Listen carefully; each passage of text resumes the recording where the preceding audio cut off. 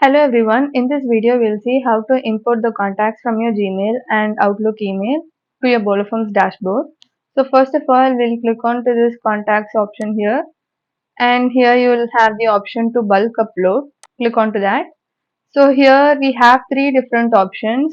One is Gmail, Outlook, and then the CSV upload method.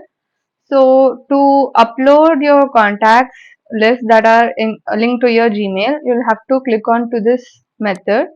Since I had already linked my Gmail account with contacts, I've been directly asked to import contacts from my Gmail account.